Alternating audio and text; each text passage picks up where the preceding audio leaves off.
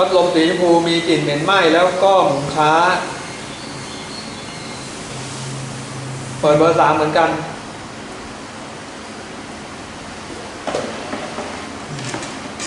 เดี๋ยวแต่งไฟอันนี้เลิกเลยครับ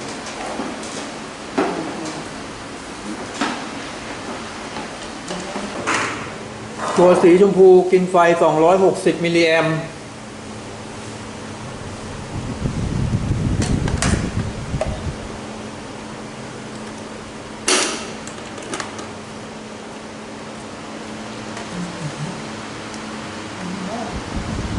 ตัวสีเทากินไฟ190มิลลิแอมป์กินไฟผิดกัน70มิลลิแอมป์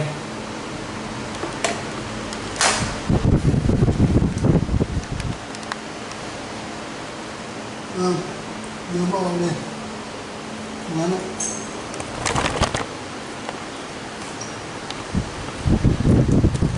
ลงเองเฉยๆนี่คื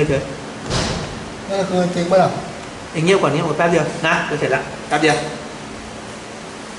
นี่คือนั่งเลยตัวสีชมพูสังเกตสายช้ากว่า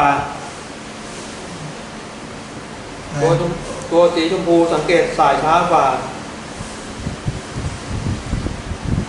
และมีกลิ่นเหม็นไหม้ด้วย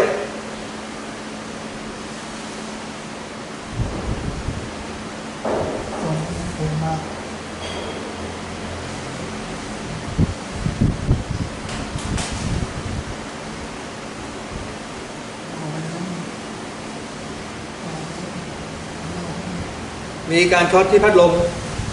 ทำให้กินกระแสเยอะขึ้นกว่าปกติครับ